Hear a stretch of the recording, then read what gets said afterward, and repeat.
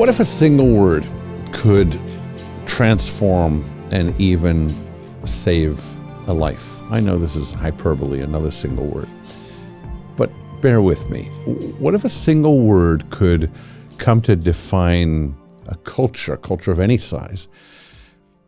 What if a single word could actually transform the output, the behavior of, the character of an entire people? I want to talk to you about a word that you may never have heard before, but once you hear it, like me, I think you'll carry it with you. It's, first of all, simple in concept and in language and in sound. The word is Besa. Besa, we'll say in our language, B-E-S-A. And it comes from Albania.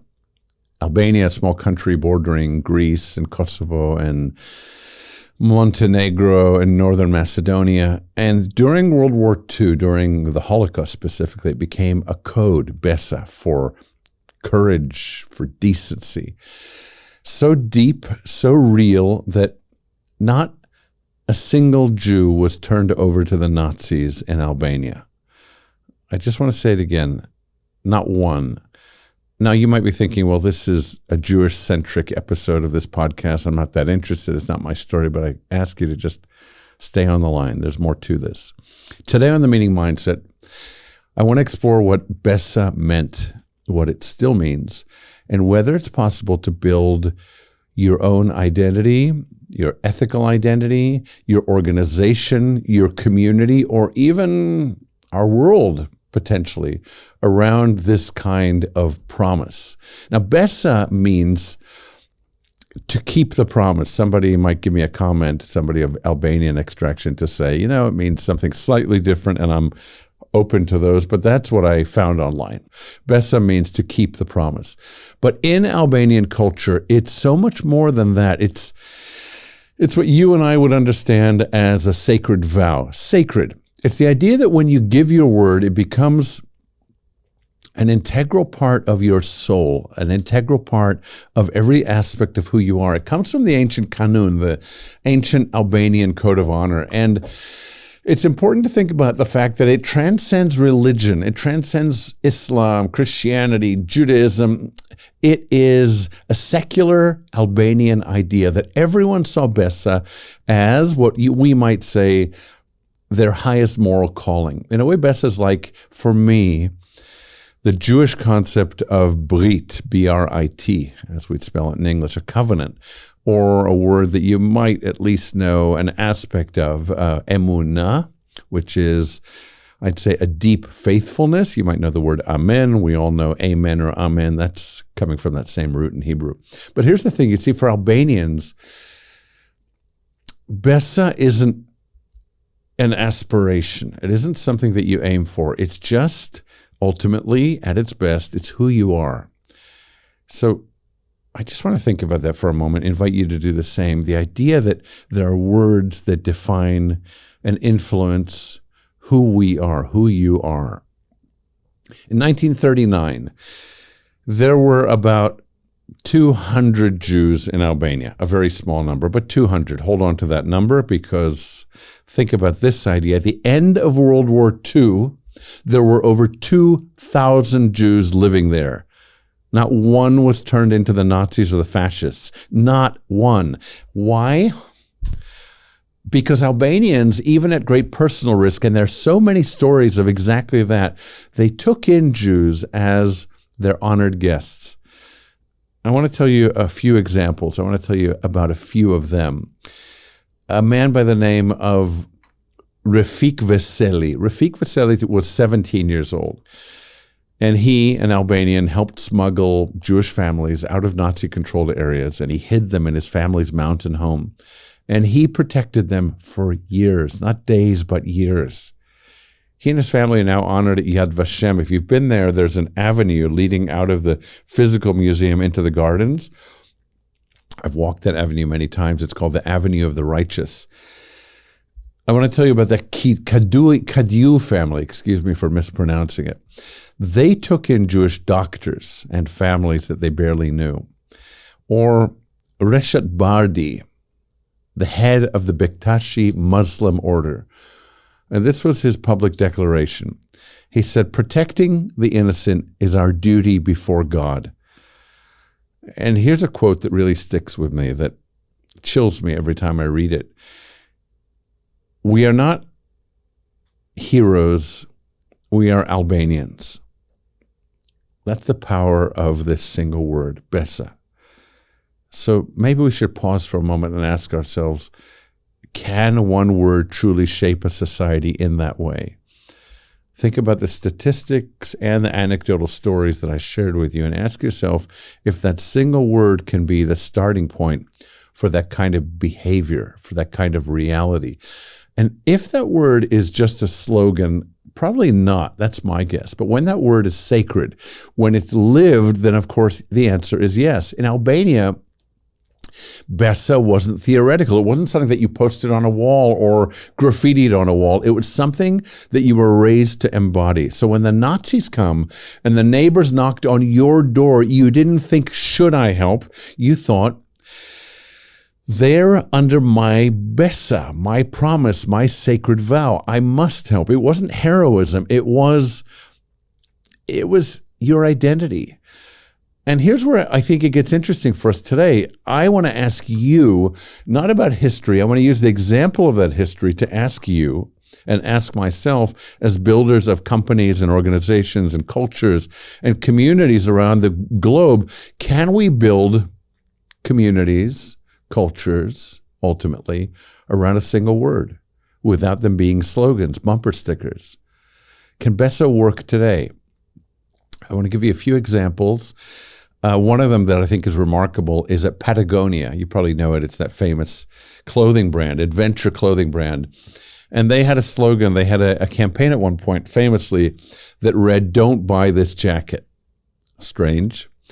You might remember it, actually. It was a call for environmental responsibility. Even if it hurts profits, they were saying that to you, the consumers. Don't buy this jacket. We want you to know what we stand for, and then leave you free to make your choices. And they built trust on that. They said, we keep our promise to the planet. Or look at another notable example.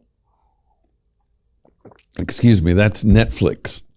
Netflix, whatever we think about them in terms of their content, I think there's just remarkable content on Netflix. We just have to be selective. They had two words that they wanted to embody, and those two words were freedom, there we go, and responsibility. And I think that is what they allow us, and that's what we have to exercise. So their employees are trusted to act like owners, and because of that trust, they rise to it. Or think about the military values. You might know I'm an ex-military guy. Years ago, I was in the United States Air Force. Or think about the slogan that says, leave no one behind. That idea becomes a behavioral compass. It becomes Besa, it becomes a vow. So yes, it is possible in a culture as big as the military of a country, and that's a large culture. Many, many individuals of varying backgrounds, and I'd say individual values, come together around a single value. But only if it starts from the top, only if it's lived from the top through the organization. What would happen if a church, a synagogue, a mosque adapted one sacred word, or collectively imagine if all of them did? What about a business or an industry or a family? I just think about industries because we're all aware these days of entire industries as entities. We think of Hollywood not as a locale, right? A place in Los Angeles where films are made, historically at least, but instead we think about an industry, an entire industry, and all of us who relate to it think about its values, what we perceive to be its values. I'm giving you that as one example. What about your own family?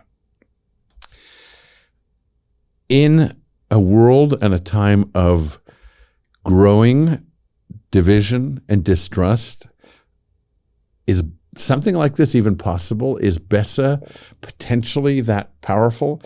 I think you and I are probably skeptical. We're suspicious. We're sometimes cynical.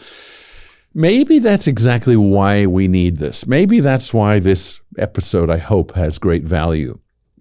Maybe the reason the Besa worked in Albanian context in their society was because it was small at first. It was intimate. If Albania is a small country, well, so is some part of your world. So is some part of your existence small, relatively small, maybe thousands or even 10,000s of people. Your movement, your organization, your culture. But it begins in homes. It begins and ends often in families, in villages. That's where it started there, and that's how it spread. So perhaps our job isn't to change the world all at once, which we know is logically impossible, but to change microcultures around us and to be willing to be the spokespeople and the exemplars in our microcultures of words that contain and represent values. One community at a time, one workplace at a time, one family at a time, because every circumstance challenges us in different ways to exercise not just opportunity and human-animal reaction, but values, most importantly. So maybe if you're writing notes, you're thinking about this in terms of yourself. We all ask, what's in it for me, which is great in this context. So I'm asking you to ask the question, what's in it for you? What is your Besa equivalent? What's the sacred promise, whether you think of sacred as religious or something universal, a commitment to something larger than you? What's the promise that you intend to live by? And if you could narrow that promise down to perhaps a word, if you truly embodied it, would it shape your choices? Would it shape your leadership? Would it shape your response to leadership? Would it shape, ultimately, your legacy? I believe that words, when they're lived, actually do shape cultures. We just have to start small. We have to be willing to risk something. And I just want to stop there because I think we do realize that when we make ethical choices, we're leaving something else on the table. That's what makes it an ethical choice. And often what we left on the table is, in the moment, more profitable to us, or certainly easier. It's easier to go down that path than that one. And we have to make the elevated choice to choose the right one. And we have to mean it. If this moved you, if you were inspired or provoked in your thinking by this episode, then I invite you, of course, to share it. Tell somebody about Besa, this concept, about this podcast, The Meaning Mindset, and let me know what your equivalent word is. What is your Besa? You've been listening to The Meaning Mindset. Thank you very much. This season is produced and edited by Jonah Li-Paz. Content editing by Bronwyn Li-Paz. Musical theme by Amots Plesner. Logo art by Janice Rodnunski. Graphic design by Gusta Li-Paz. Social media management by Morgan Shanahan and Sophie Bergeron. The Meaning Mindset with Rabbi Ron is hosted by Rabbi Ron Li-Paz. Find us wherever you find your podcasts.